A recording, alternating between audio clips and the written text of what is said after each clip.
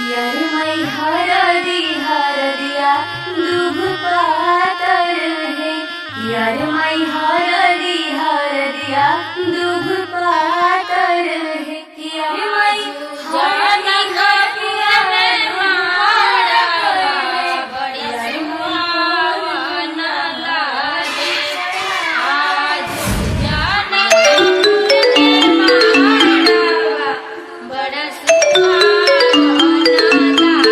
Hello. हाँ hello.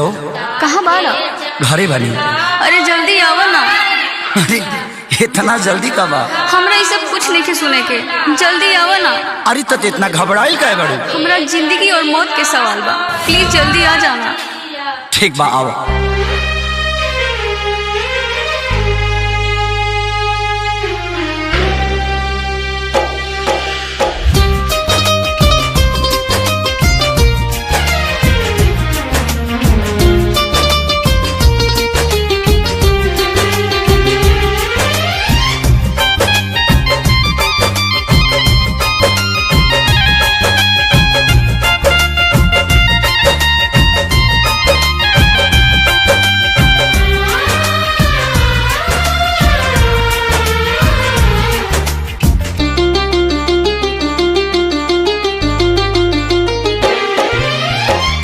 पगली के भइल बाटे पागल के दासा, आज हमरा पता चलल प्रेम के भाषा।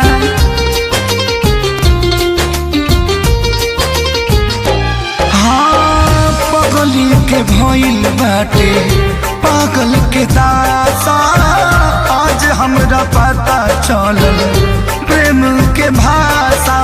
रोते रोते मिले हमसे आयल बड़ी, रोते रोते मिले हमसे आयल बड़ी।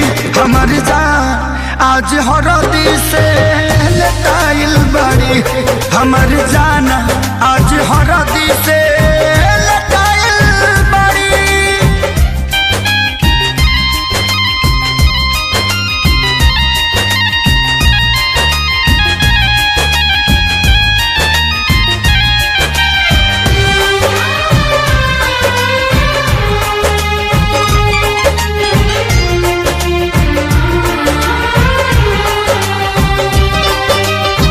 घर परिवार देख खोजत होई जा, छतिया पमुड़ी धके रोवा तारी एही जा।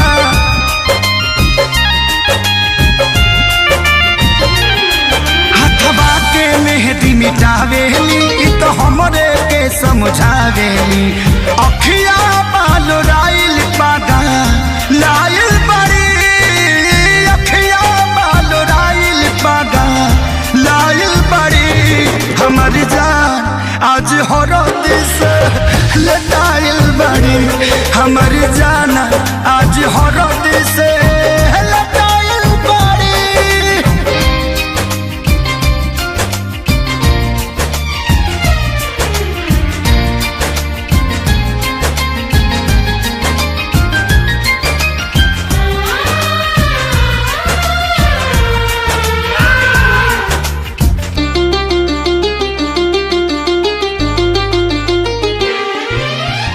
रोवला से इनका झरे बनावा के पाता, प्यार के मतलब रब जिया जुए बुझाता।